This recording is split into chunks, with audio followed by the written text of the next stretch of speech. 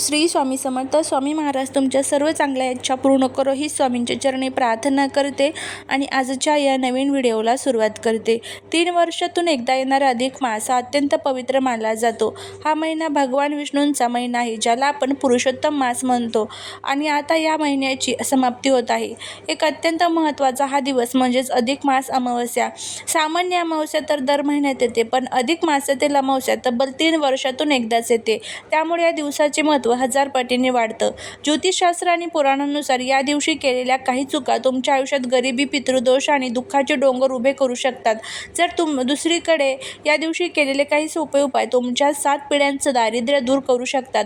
आजच्या या व्हिडिओमध्ये आपण अगदी सविस्तर बघणार आहोत की अधिक मास अमावस्येच्या दिवशी कोणत्या गोष्टी आवर्जून केल्या पाहिजेत, कोणत्या चुका विसरूनही करू नये, नाहीतर त्याचे भयंकर वाईट परिणाम भोगावे लागतील, आणि पितृदोषापासून मुक्ती मिळवण्यासाठी कोणते महाउपाय करावे. हा व्हिडिओ अत्यंत महत्त्वाचा असणार आहे, त्यामुळे व्हिडिओ हा स्किप न करता शेवटपर्यंत पहा. चॅनलवरती नवीन असाल तर चॅनलला सबस्क्राईब करा. कमेंटमध्ये श्री स्वामी समर्थ लिहायला अजिबात विसरू नका.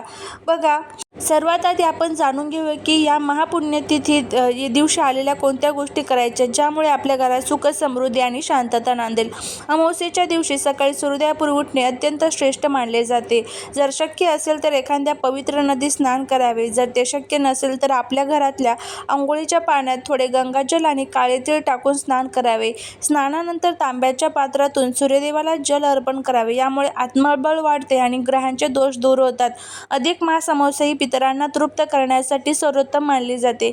या दिवशी आपल्या पूर्वजांच्या नावाने तर्पण करावे, पिंडदान करावे किंवा निदान त्यांच्या नावाचा संकल्प सोडून ब्राह्मणाला किंवा गरजूला भोजन द्यावे. असे केल्याने पितृदोष दूर होतो आणि पूर्वजांचे आशीर्वाद मिळतात. ज्यांच्या घरात सतत भांडणे होतात किंवा प्रगती थांबली आहे, त्यांनी हा उपाय नक्की करावा.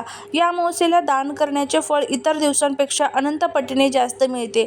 या दिवशी काय दान करावे? तुम्ही अन्न, वस्त्र, चप्पल, छत्री, काळे तीळ, गूळ किंवा 7 धान्यांचे दान करू शकता. विशेषतः गरजू लोकांना किंवा कुष्ठरोग्यांना मदत केल्यास शनिदेवाचा प्रकोप शांत होतो. हा पुरुषोत्तम मास असल्याने या दिवशी भगवान विष्णूंची पूजा करणे अनिवार्य आहे. विष्णू सहस्रनामाचा पाठ करावा किंवा ओम नमो भगवते वासुदेवा या मंत्राचे 108 वेळेस जप करावा.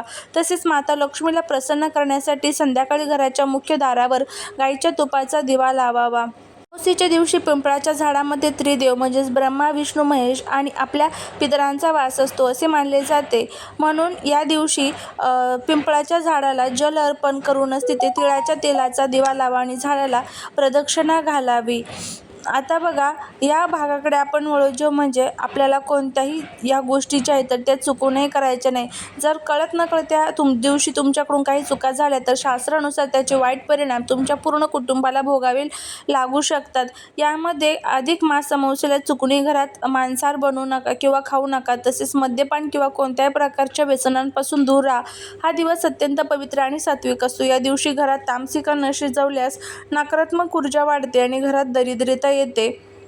कोणाचाही अपमान किंवा वादविवाद करणे. या दिवशी घरात किंवा घराबाहेर कोणाशीही वाद घालू नका. विशेषतः घरातील वृद्ध व्यक्ती आणि महिलांचा अपमान करू नका.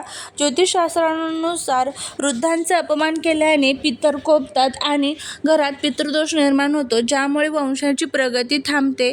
अमावस्येच्या दिवशी आपल्या दारात आलेल्या कोणताही भिकारी, गरजू व्यक्ती किंवा अगदी गाय, कुत्रा यासारखे प्राणी हे पूर्वजांचे रूप घेऊन आले असू शकतात अशी श्रद्धा आहे.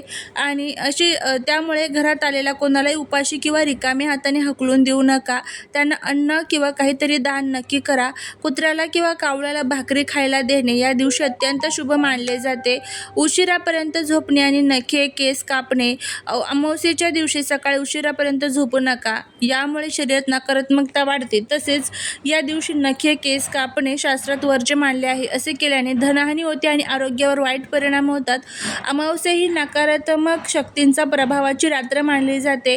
त्यातही अधिक मासाची अमावस्या आहे, त्यामुळे या दिवशी रात्रीच्या वेळी कोणत्याही निर्जन ठिकाणी, जंगलात, जुन्या पडक्या वाड्यात किंवा स्मशानाजवळ जाणे टाळावे. या दिवशी तांत्रिक क्रिया सक्रिय असतात, ज्यामुळे रात्रीच्या वेळी प्रवास करणे शक्यतो टाळावे. अधिक मास अमावस्येच्या दिवशी पती पत्नीने ब्रह्मचार्याचं पालन करावं असं पुराणामध्ये म्हटलं आहे. अमावस्येच्या दिवशी आपल्याला हे सर्व गोष्टी ज्या आहेत तर त्या पाळायच्या असतात.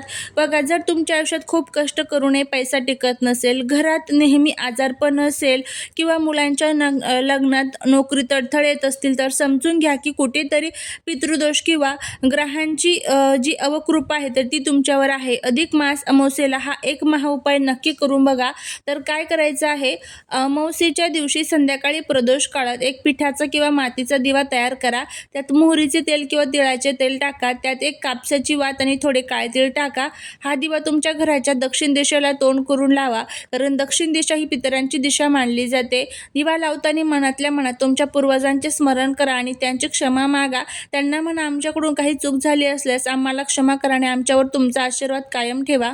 हा एक छोटासा उपाय तुमच्या आयुष्यातील मोठे अडथळे दूर करू शकतो. पूर्वजांना आपण ज्यावेळेस हा दिवा जो असतो तो दान करतो, याच्या प्रकाशाने त्यांची पुढची जी वाटचाल आहे तर ती सुखकर होते आणि ते आपल्याला आशीर्वाद देतात आणि आपल्या सर्व इच्छा आकांक्षा ज्या आहेत तर त्या पूर्ण होत असतात. असे हे सर्व गोष्टी ज्या आहेत तर त्या आपल्याला या दिवशी पाळायच्या आहेत. काही गोष्टी आपल्याला टाळायच्या आहेत. हा दिवस पूर्वजांना म्हणजेच पितरांना तृप्त करण्यासाठी सर्वोत्तम मानला जातो. असे म्हणतात की सोमवती अमावस्येला पितर पृथ्वी लोकावर आपल्या वंशजांना आशीर्वाद देण्यासाठी येतात. जर या दिवशी आपल्याकडून खाण्यापिण्यात काही चुका झाल्या तर पितर नाराज होऊन उपाशी पोटी परत जातात, ज्याला आपण पितृदोष म्हणतो. तर चला मग जाणून घेऊया त्या 3 गोष्टी ज्या आपल्याला कोणत्याही परिस्थितीत खायच्या नाही आहेत.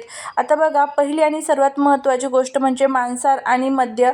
अनेक लोकांना वाटतं की सोमवार आहे तर आम्ही चिकन मटण खाणार नाही, पण काही लोक रविवार रात्री उरलेलं अन्न सोमवारी खातात किंवा अंडी खातात. पण लक्षात ठेवा, 15 जूनला सूर्योदयापासून ते रात्रीपर्यंत तुमच्या घरात मांसाहार शिजलाही नाही पाहिजे आणि खाल्लाही नाही पाहिजे. अमावस्येच्या दिवशी विश्वातील नकारात्मक ऊर्जा खूप सक्रिय असते. अशा वेळी मांसाहार केल्याने शरीरातील सात्विकता नष्ट होते आणि त्या नकारात्मक शक्तींचा प्रभाव तुमच्या मनावर आणि बुद्धीवरती पडतो. यामुळे घरात विनाकारण भांडणे होतात, पैशांची चणचण भासते आणि शनिदेव तसेच राहू केतूचा अशुभ प्रभाव वाढतो. म्हणून या दिवशी पूर्णपणे शाकाहारी सात्विक राहा. दुसरी गोष्ट आहे ते म्हणजे लसूण, कांदा आणि शेळे अन्न. आता तुम्ही म्हणाल, आम्ही तर शाकाहारी आहोत, मग आम्हाला काय धोका? पण मित्रांनो, शास्त्रात कांदा आणि लसूण यांना देखील तामसिक वर्गात मोडले आहे, कारण त्याची उत्पत्ती राहू केतूच्या अमृताच्या थेंबापासून झाली आहे. अधिक मासाच्या सोमवती अमावस्येला जर तुम्ही पितरांच्या नावाने काही स्वयंपाक करत असाल किंवा घरात जेवण बनवत असाल तर त्यात कांदा आणि लसणाचा वापर करू नका. या दिवशी साधे विना आणि कांदा लसणाचे जेवण बनवावे. तसेच आदल्या दिवशीचे किंवा काही तास आधीचे शिळे अन्न या दिवशी खाणे टाळावे. तिसरं आहे ते म्हणजे मसूर डाळ आणि कडू किंवा तीव्र चवीच्या गोष्टी. आता तिसरी गोष्ट जी अनेकांना माहीत नसते ती म्हणजे मसूर डाळ. आपल्या हिंदू धर्मात कोणत्याही पवित्र पूजेच्या किंवा उपवासाच्या दिवशी मसूर डाळ खाणे वर्ज्य मानले जाते, कारण त्याचा संबंध मंगळ ग्रहाशी आणि रक्ताशी जोडला गेला आहे. अमावस्येला मसूर डाळ खाल्ल्याने मनामध्ये राग आणि चिडचिड वाढते. या दिवशी अतिप्रमाणात तिखट, कडू किंवा आंबट गोष्टी खाणे टाळावे. उदाहरणार्थ लिंबू, जास्त आंबट दही किंवा लोणचे. या दिवशी जेवढी चव सात्विक असेल तेवढेच तुमचे मन शांत राहील आणि तुम्हालाही पुण्याचा लाभ होईल. आता मग आपण पाहिलं की काय खाऊ नये, पण या दिवशी असे काय खावे ज्यामुळे घरात सुख समृद्धी येईल आणि पितर प्रसन्न होतील. सोमवती अमावस्येला गाईच्या दुधाची तांदळाची खीर बनवणे अत्यंत शुभ मानले जाते. पांढरा रंग हा चंद्राचा आणि सोमवारचा आहे. या दिवशी विना कांदा लसणाची भाजी करावी किंवा खीरपुरी बनवावी. सर्वात आधी त्याचा भोग भगवान विष्णू आणि शंकरांना चढवावा. पितरांसाठी काकबली आणि गोग्रास तुम्ही या दिवशी देऊ शकता. तर अशा पद्धतीने आपल्याला ह्या सर्व गोष्टी करायच्या आहे. संध्याकाळी पिंपळाच्या झाडाजवळ जाऊन तिथे गाईच्या तुपाचा दिवा लावा. अशा पद्धतीने ह्या सर्व गोष्टी केल्या की नक्कीच तुम्हाला त्याचा फायदा जो आहे तर तो बघायला मिळेल. झालेली सेवा ही महाराजांच्या चरणी रुजू करते. व्हिडिओ जर आवडला तर लाईक, शेअर, सबस्क्राईब करायला विसरू नका. भेटूया पुढच्या एका नवीन व्हिडिओत नवीन माहितीसोबत.